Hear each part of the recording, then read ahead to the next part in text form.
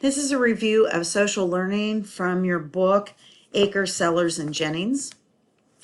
And the real question that's asked here is crime learned? And one of the first people that really asked this question really dates back to Edwin Sutherland.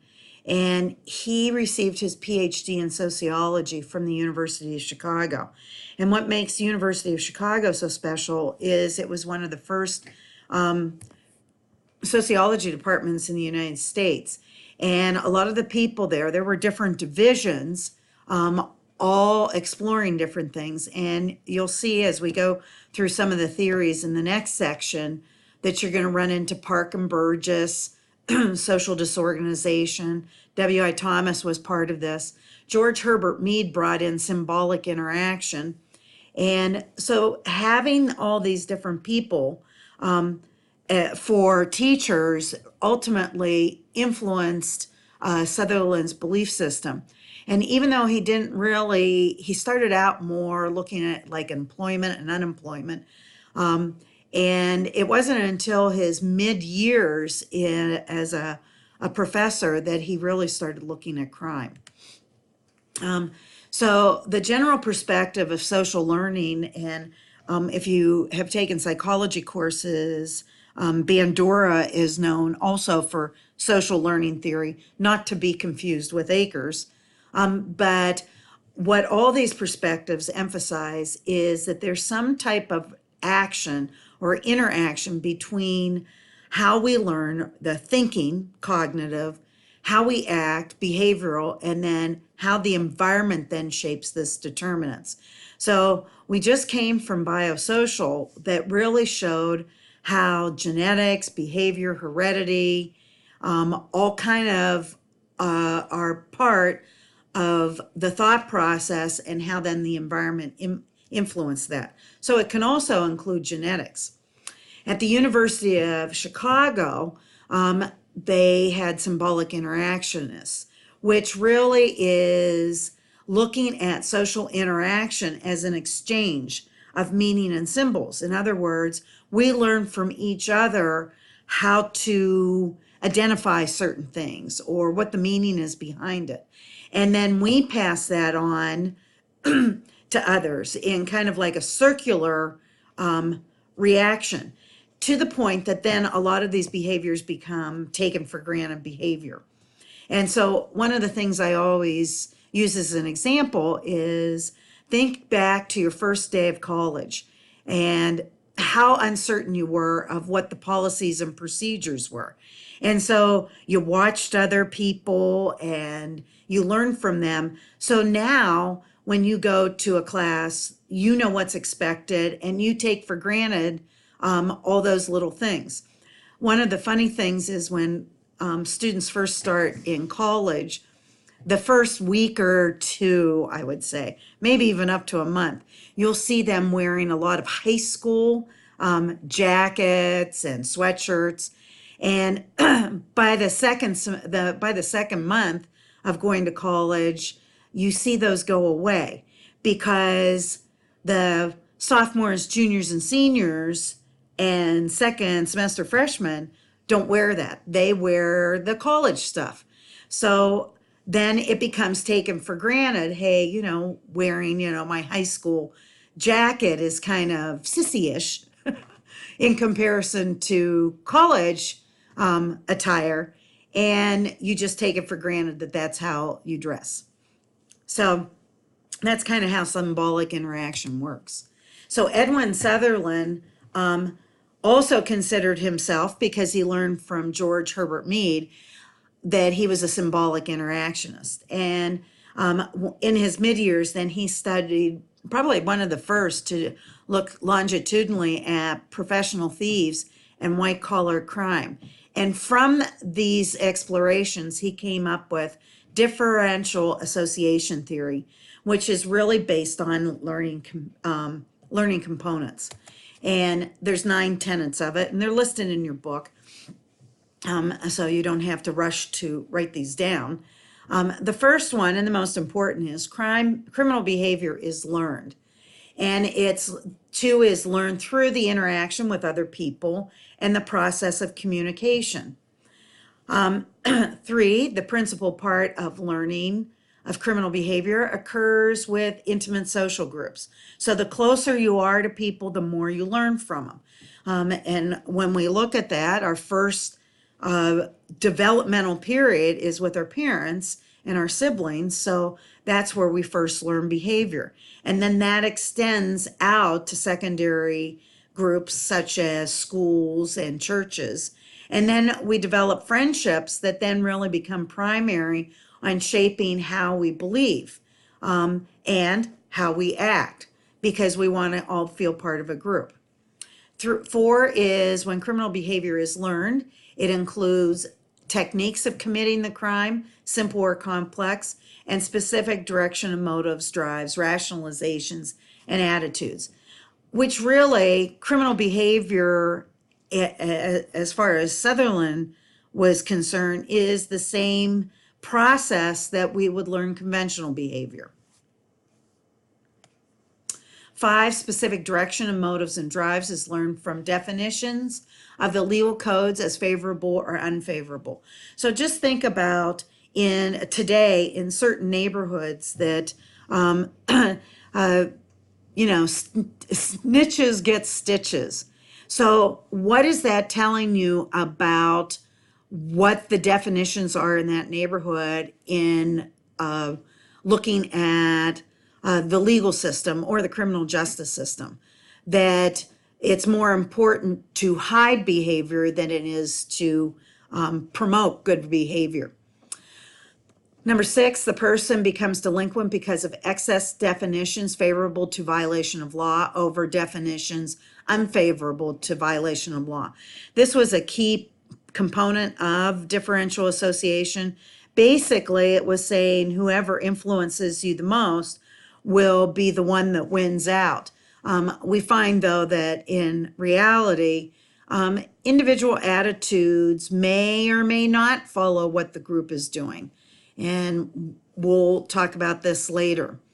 7, differential associations may vary in frequency, duration, priority, and intensity. Again, a lot of times if you have people that are doing things you don't want to, then you don't want to hang out with them. So there's a character within ourselves that ultimately develops those attitudes of what's good and what's bad, what we like to do, what we don't like to do.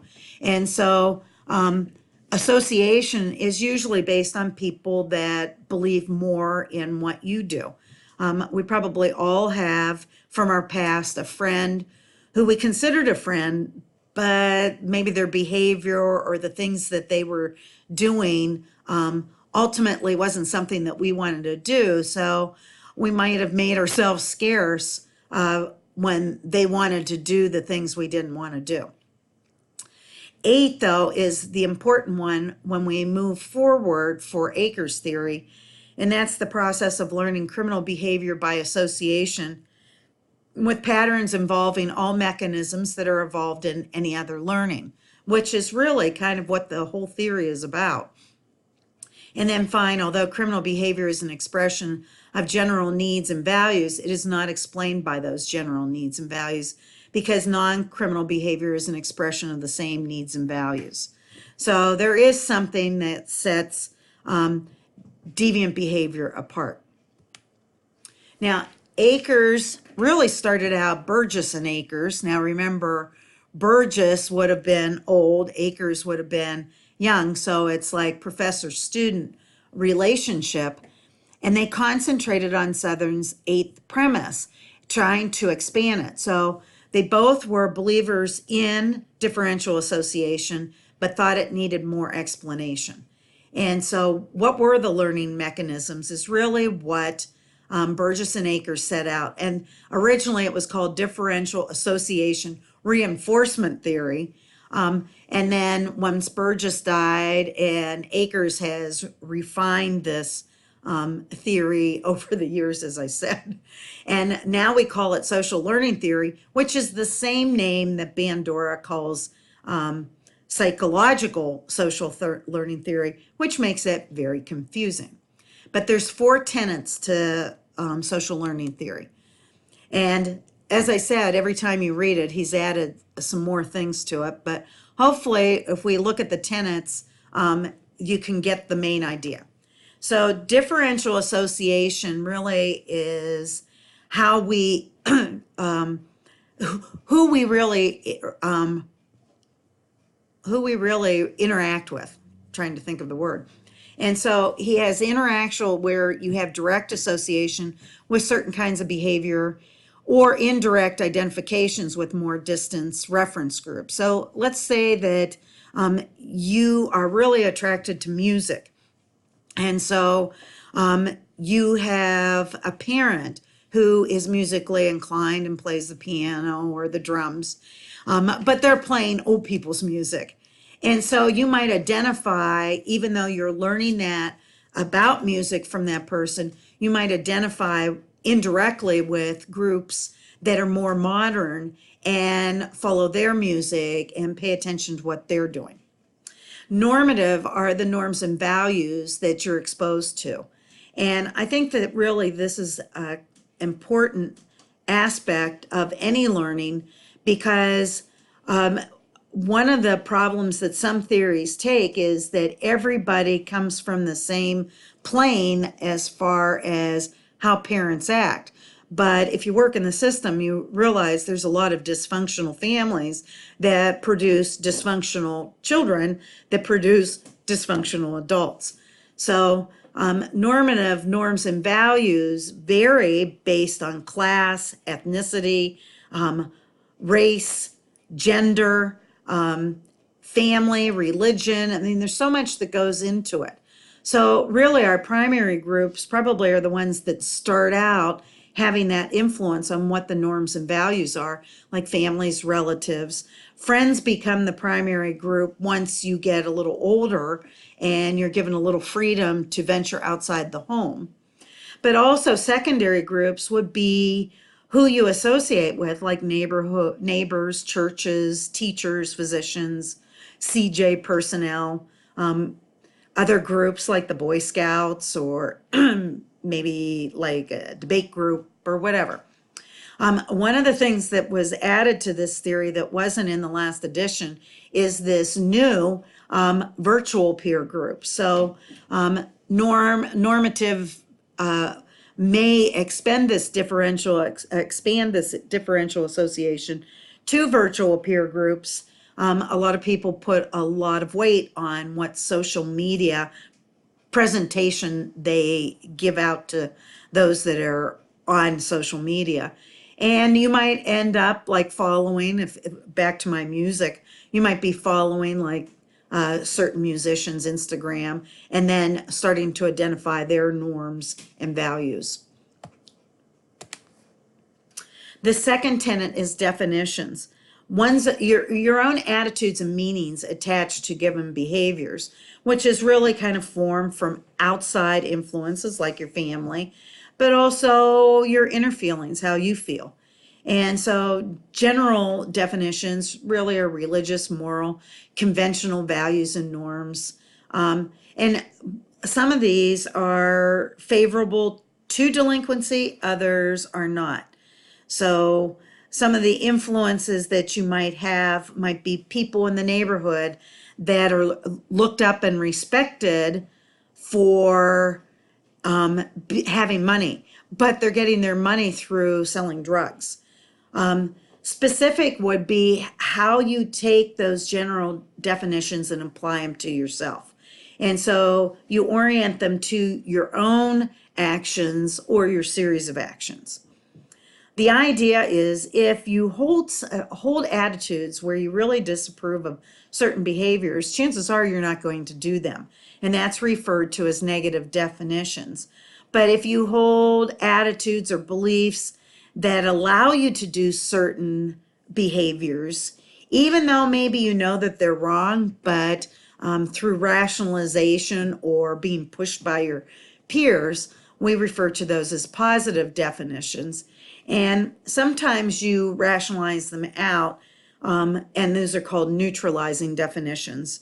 One of the things that I will present in social control theory. It could fit under both of them. Is Sykes and Matza talk about techniques of neutralization, which I think we all do, but applies more when we look at deviant behavior. The third one is differential reinforcement, and this really is looking at rewards and punishment.